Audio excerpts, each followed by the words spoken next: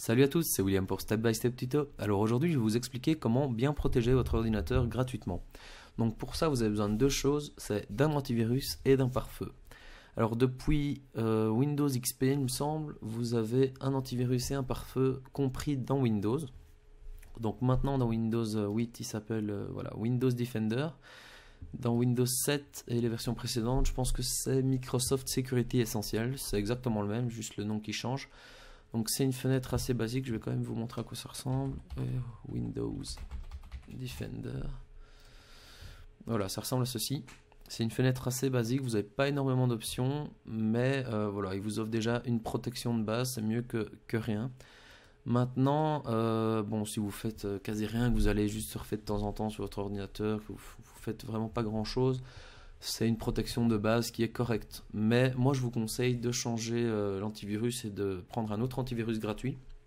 Il y en a pas mal de connus. Moi, j'utilise Avira Antivir, qui est pour moi le meilleur antivirus gratuit sur le marché. Enfin, il y en a plusieurs qui sont très bons. Maintenant, pour Monsieur Tout le Monde, je trouve que c'est une des meilleures distributions parce qu'il est très efficace et il est facile d'utilisation.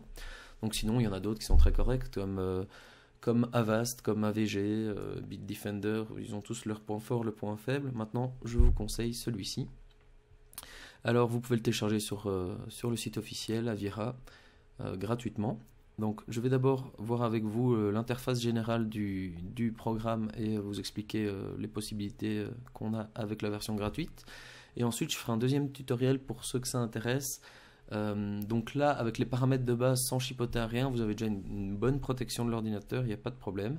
Maintenant, j'irai après ici, dans la configuration et en mode expert, comme ils appellent, on peut chipoter pas mal dans les options quand on s'y connaît un peu. Et là, je vous montrerai comment changer les options pour avoir la meilleure protection pour votre ordinateur.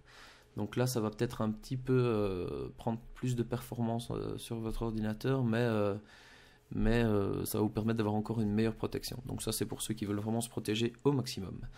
Donc voilà, on va commencer par le commencement. Donc ici, on a un onglet État où on voit l'état général de l'ordinateur, s'il est protégé ou pas.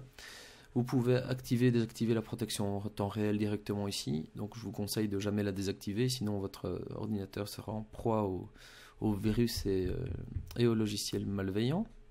On peut directement lancer une recherche par ici sur le système, donc un scan.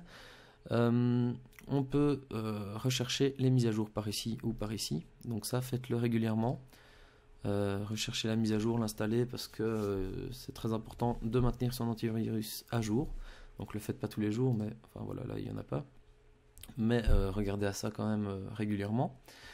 Alors ensuite, on passe à scanner. Donc là, comme son nom l'indique, on peut scanner les parties que l'on désire. Ici, vous pouvez même créer un raccourci du scan sur le bureau. Vous pouvez le scanner en tant qu'administrateur ou en tant qu'utilisateur normal. Faites-le toujours en tant qu'administrateur, c'est plus efficace. Protection en temps réel, ici on a quelques informations sur la protection, donc les derniers fichiers infectés, derniers logiciels malveillants trouvés, etc. Le nombre de fichiers, etc. Vous avez ici, si vous cliquez, vous avez ici des informations sur certains virus, le type de virus, le type d'agressivité, etc. Peut être intéressant.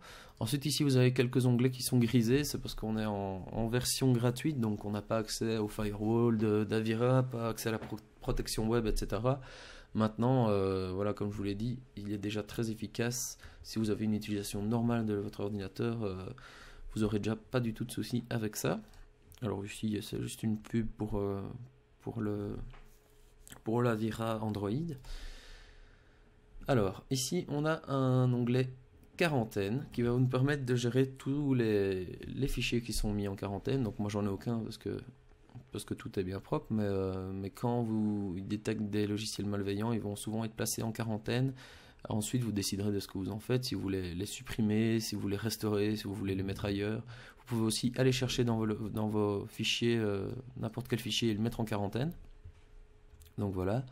Ensuite, planificateur, ça c'est une option assez intéressante. Vous avez une action qui est de base activée ici. que vous ne savez pas supprimer d'ailleurs.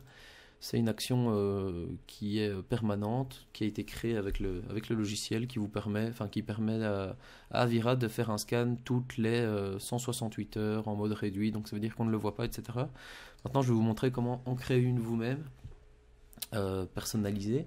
Donc vous appuyez sur le petit plus ici, vous appelez votre tâche comme vous le désirez, test, description, enfin vous mettez ça, c'est comme vous désirez. Suivant. Tâche de contrôle ou tâche de mise à jour, vous pouvez faire les deux. Donc là on va faire de contrôle parce que c'est ce qui nous intéresse, donc c'est un scan du PC. Ici vous choisissez les lecteurs que vous désirez, mes documents, etc. ou même personnalisés.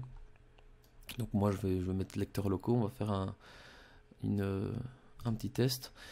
Donc quand est-ce que la tâche va s'effectuer? Vous pouvez dire tous les jours, toutes les semaines, intervalle de, etc. On va dire toutes les semaines. Vous pouvez décider du jour, de l'heure, donc vraiment le mettre au moment que vous le désirez. Voilà, vous choisissez le dimanche à 16h14 par exemple. Suivant.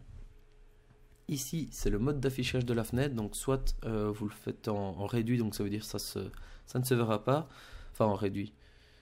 Vous avez invisible qui ne se voit pas du tout, réduit ce sera en coin, et agrandi ce sera comme ceci.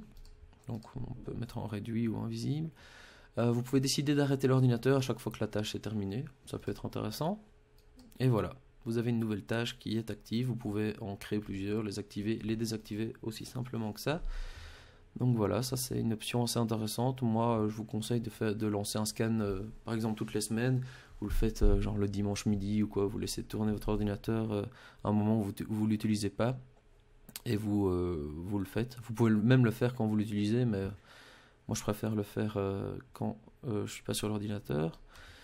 Alors ici on a des rapports de tout ce qui s'est passé avec le logiciel, donc les mises à jour, les checks, etc. Et les événements, donc c'est la même chose mais en plus détaillé. Vous pouvez avoir tout ce qui se passe, mise à jour, scanner, planificateur, etc. Tout ce que vous avez fait. Voilà, ça c'est pour avoir un petit coup d'œil général. Donc voilà, ici c'est tout pour ce tuto. Comme je l'ai dit avant, avec cette configuration-ci, vous avez déjà une très bonne protection. Maintenant, je vous retrouve dans un second tuto si ça vous intéresse pour paramétrer à fond le logiciel avec les meilleures performances possibles pour votre protection. Donc voilà, n'hésitez pas à vous abonner à ma chaîne si ça vous a intéressé et à suivre mes autres vidéos. Salut à tous!